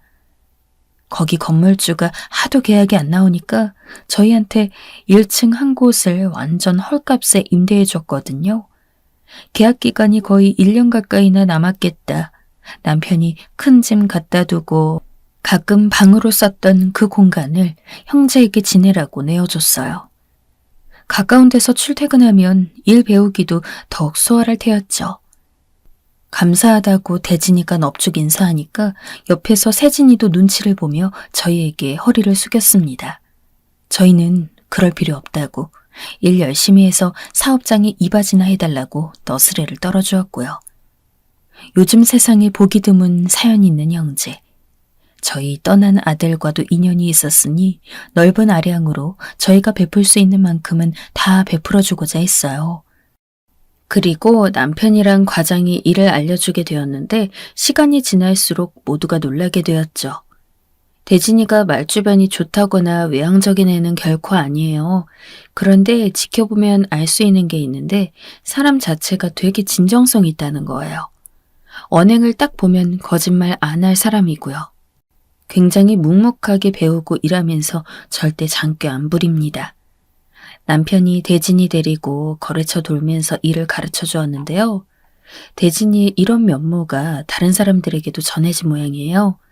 자판기 돈 먹었다고 따지면서 화내던 사람들도 대진이가 차분하고 신뢰감 있게 대응하는 걸 보면 금방 화가 누그러져서 조용해지는 게 남편 눈에는 보였대요.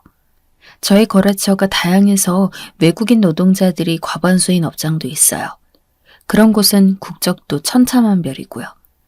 대진이가 그런 외국인 노동자들에게 엄청 깍듯하게 대했다고 합니다. 외국인들도 서툴거나 말거나 한국말 알아들을 건 다 알아듣고 눈치가 빠삭하거든요. 그런데 자판기 담당하는 사람이랍시고 웬 젊은 놈이 새로 왔는데 외국인인 자기들한테 예의 바르게 구니까 다들 좋았나 봐요. 점점 자판기 이용률이 올라가게 된 거죠.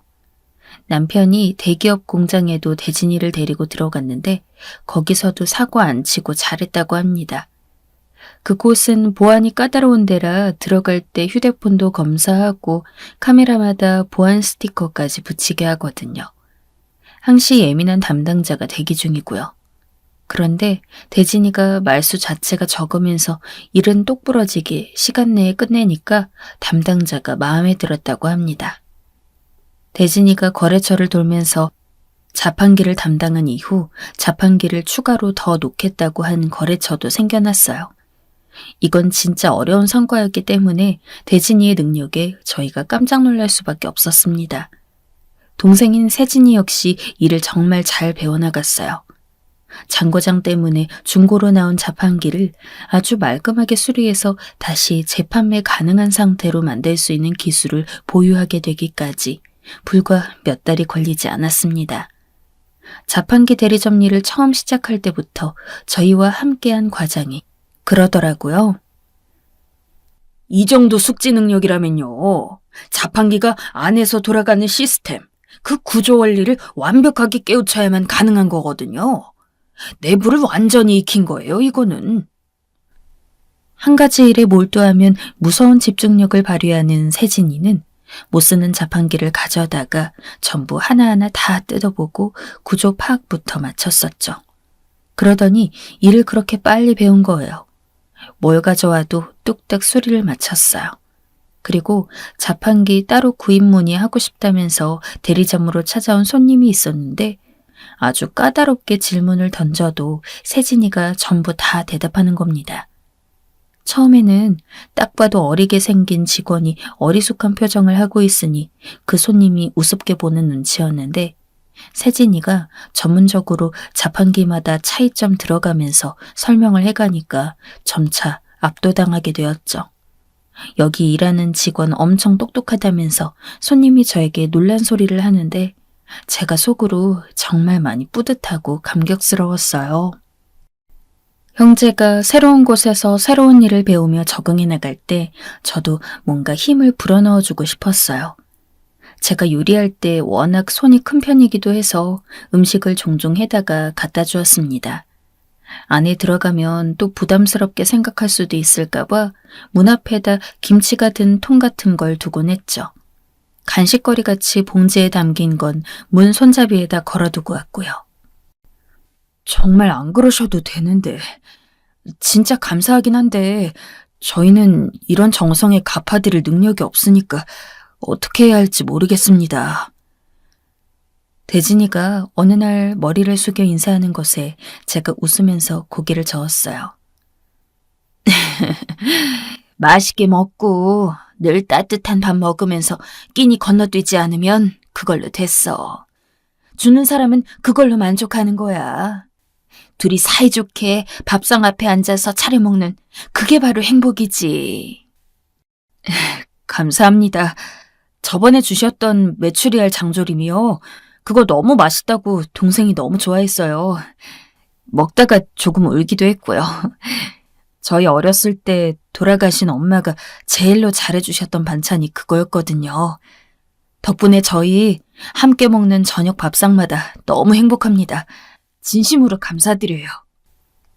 가슴 벅차는 대진이를 보면서 저도 마음이 뭉클해졌네요. 호의에 내밀어진 손길에 진심으로 감사할 줄 아는 형제를 보고 있노라면 늘 마음이 따뜻해졌죠. 그리고 저희 부부에게는 딸이 있습니다. 첫 직장 들어가서 잘 다니는가 싶더니 나 멋진 데서 일하고 싶어. 나 그냥 큰 기업 들어가는 거나 도전해볼래. 여긴 재미없어. 이런 폭탄 발언을 하면서 퇴사를 하고는 다른 지역에 가서 일했어요. 훨씬 큰 기업에 들어가게 되었지만 인턴인지 뭔지 하는 걸로 계약직 업무였습니다. 돈도 적게 받았고요. 그러면서도 꿈을 향해 가는 길이니 자기는 행복하다고 큰 소리 뻥뻥 쳤던 딸은 그쪽의 계약이 끝나자 다시 집으로 돌아왔습니다. 정규직으로의 전환은 가히 불가능에 가까울 만큼 어려운 일이었나 보더라고요. 너 없는 동안 진짜 많은 일이 있었지. 드디어 서로들 만나네. 카톡으로 사진 봐서 얼굴은 알지? 이쪽은 대진이, 형이고 저쪽이 세진이, 동생이야. 둘 다 인사해. 여기는 우리 딸. 딸 돌아온 기념으로 가족 외식 나간 자리에 대진이, 세진이도 불렀어요. 딸이 답지 않게 어색한 표정으로 인사를 나누더니만 세진이가 저희 아들이랑 사실은 초등학교 동창 사이였다고, 그래서 옛날에 둘이 아는 사이였다고 제가 그런 비화를 밝혀주니까 눈시울이 조금 붉어지고 말았습니다.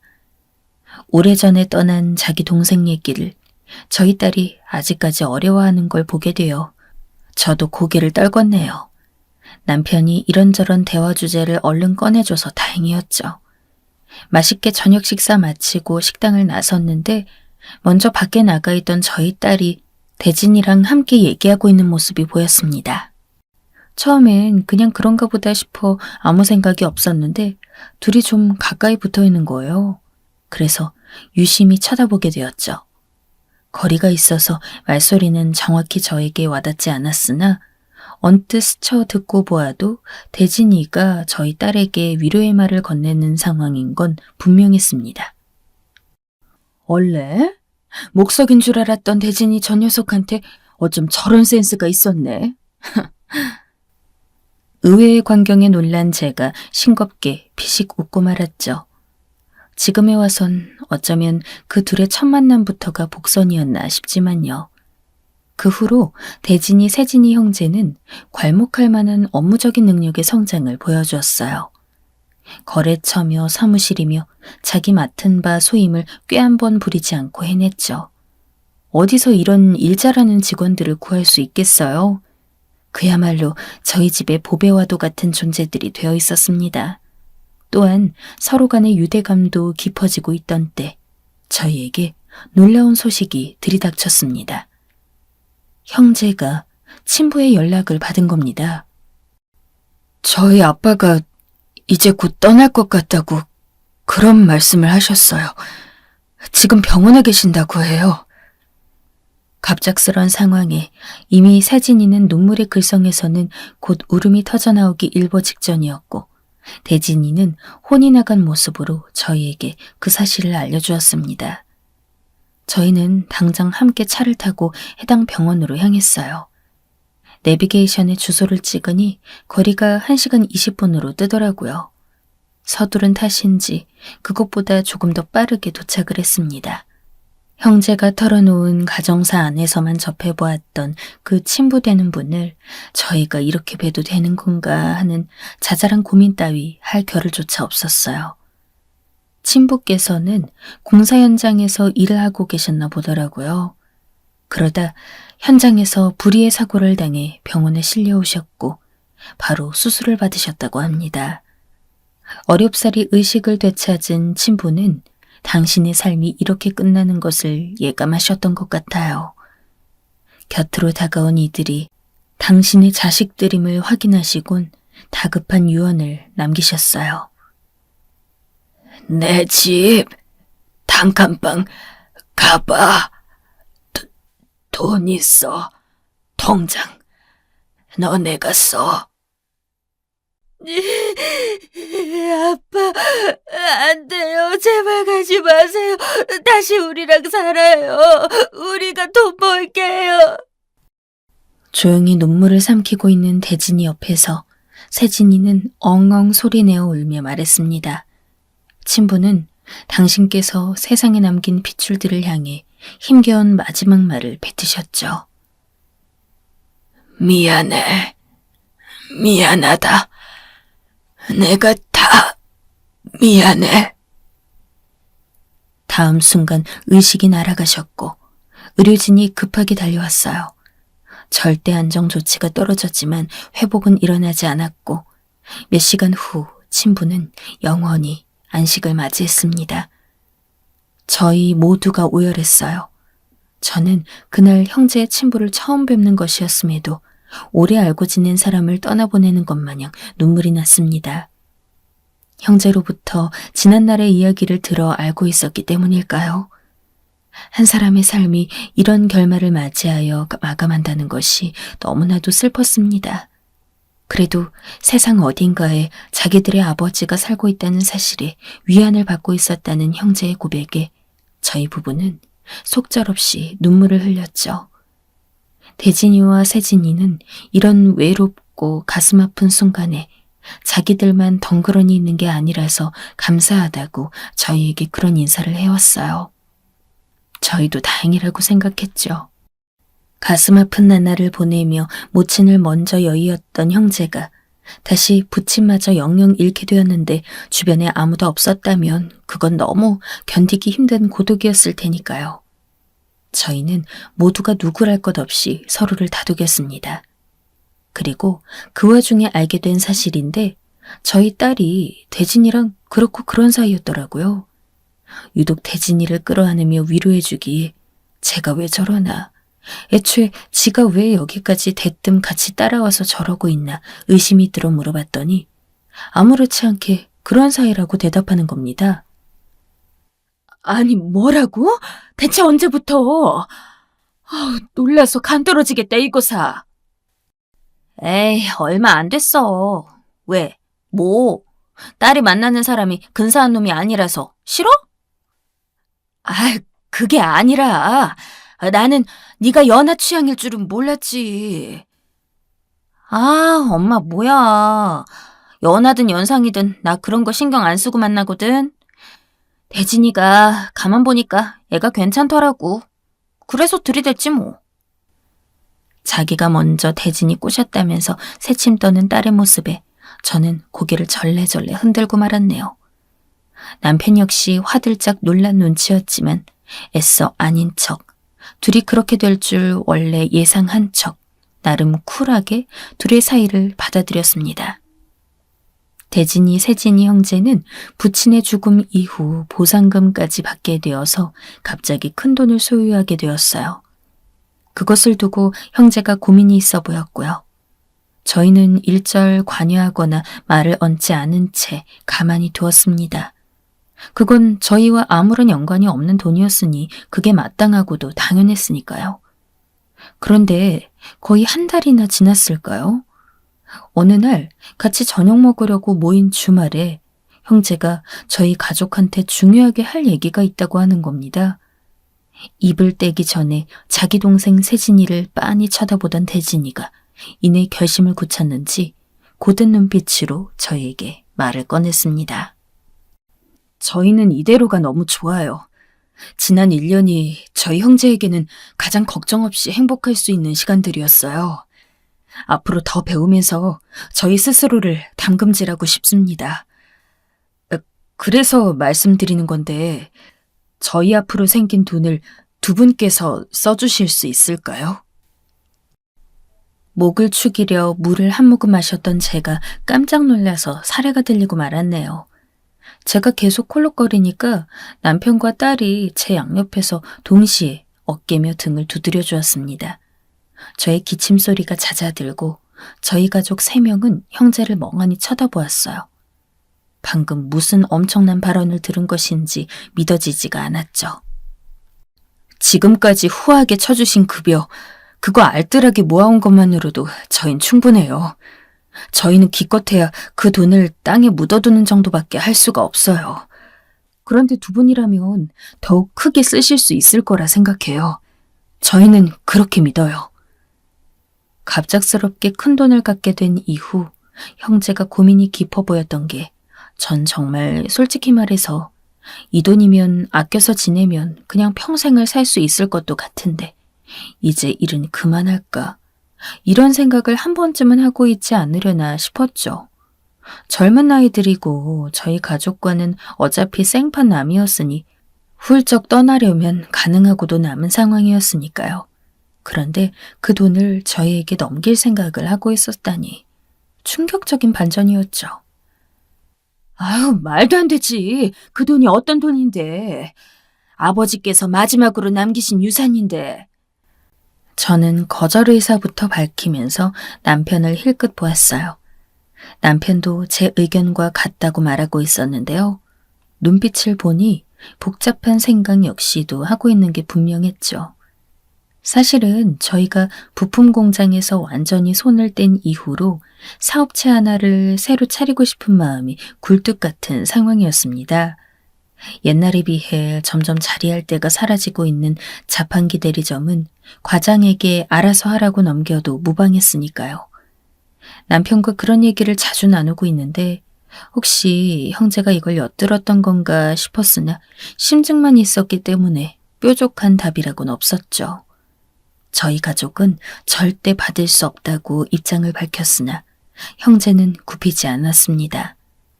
고민 끝에 남편이 사업계획서를 만들어서 형제에게 보여주었어요. 사실 이런 사업장을 차리고 싶어서 속으로 생각 중이었고 머릿속으로 늘 기획을 하고 있었다고 말이죠.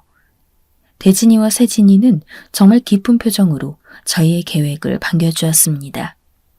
그러면서 자기들 돈을 투자하겠다고 그 명목으로 내어주었어요.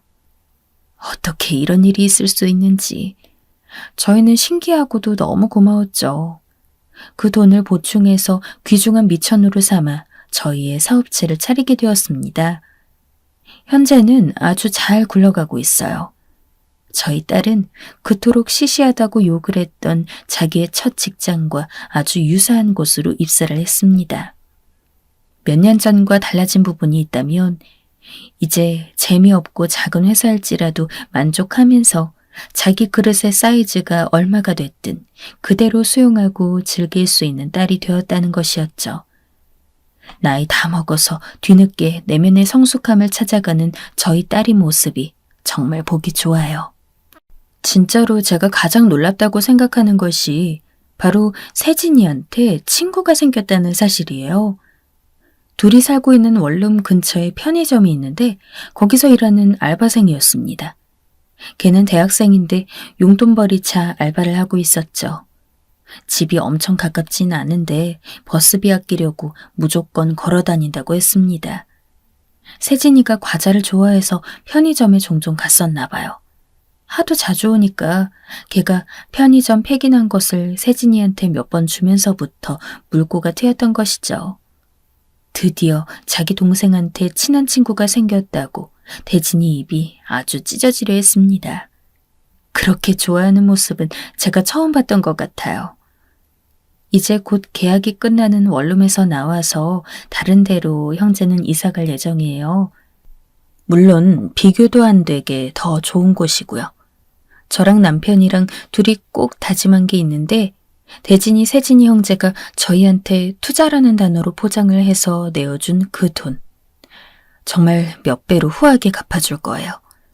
원하는 집 골라서 살 수 있을 만큼 형제가 풍요로워질 수 있었으면 하고 바라고 있고 그렇게 내어줄 수 있도록 저희도 더 노력해서 더 열심히 살 겁니다. 하여튼 며칠 뒤 원룸에서 나간다고 하니까 편의점 알바생 친구가 무척 섭섭해했다고 가기 전에 밥 좀 먹자고 했다네요. 기념이라면서 세진이가 걔랑 둘이 무려 고깃집을 가서 게다가 술 한 잔까지 기울였다고 하는 거 있죠. 처음 세진이 봤을 때 떠올리면 정말 상상도 할 수 없었던 변화예요. 둘은 앞으로 계속 만나면서 우정을 다져가기로 했다네요. 조금 과장해서 표현하자면 정말이지 제 자식 성장하는 걸 지켜본 것 마냥 뿌듯했습니다. 그리고 또 놀라운 이야기가 있네요. 엊그제 저희 딸이 저한테 슬쩍 다가와서 하는 말. 엄마, 나 요즘 부쩍 드는 생각인데 대진이랑 결혼하고 싶어서 고민하고 있거든. 엄마는 어때? 이러는 거예요. 아휴, 진짜 또 사람을 깜짝 놀래키더라고요. 저는 잠시 말문이 막혔다가 결혼은 네가 하고 싶으면 하는 거라고 그렇게 대답을 해주긴 했는데 자기 딸이 시집 갔겠다는데 남편이 어떻게 나오려나 은근히 걱정이 됐죠. 그런데 이게 웬걸. 남편이 딸한테서 결혼하고 싶다는 얘기를 듣고 오더니 되게 표정이 밝은 거예요. 대진이가 이미 내 자식이나 다름없이 느껴지는 녀석인데 내 사위가 된다고? 아, 그러면 이제 진짜로 한 가족이잖아. 아, 이거 내가 옛날에 취미로 하다가 그만둔 낚시질을 다시 해야 될 때가 다가오는구만. 만약 저희 딸이랑 대진이가 조만간 진짜 결혼하겠다고 하면 이제 그때부터 대진이와 남자들만의 속 깊은 대화를 시작할 것이라고 남편은 자기 멋대로 이상한 계획을 만들어내고 있었습니다. 저는 어이가 없다면서 피식 웃었지만 마음속에서는 따뜻한 기운이 피어오르고 있었네요. 저희는 이렇게 가족이 되어가고 있습니다. 대진이, 세진이 형제는 저희 가족에게 새로운 일상과 더욱 풍족한 미래를 바라볼 수 있도록 길을 열어준 귀인들이에요. 갑작스럽게 저희 부부를 형제가 찾아왔던 그날, 아무런 연고도 없었던 젊은이들을 받아줄 결심이 들었던 것은 다름이 아니라 바로 저희 아들 때문이었죠. 대진이는 지금도 종종 저희 아들, 초등학교 때 학교에서 보았던 귀가 큰 개구쟁이 친구 덤보 이야기를 해요. 이건 혹시 저희 아들이 하늘에서 자기 가족들 사는 모습 빤히 지켜보다가 손수 맺어주게 된 인연은 아니었을는지 저는 그렇게 생각하고 싶어요. 특별한 가족을 얻게 되었고 사업 또한 날개를 펼치게 된 이 모든 과정들이 놀랍고 감격스러워서 매사에 감사하는 자세를 가지게 되었네요. 귀한 인연 소중하게 여기고 행복하게 잘 살아가겠습니다. 유튜브 보시는 모든 분들께도 좋은 인연과 행운이 깃들기를 바라요.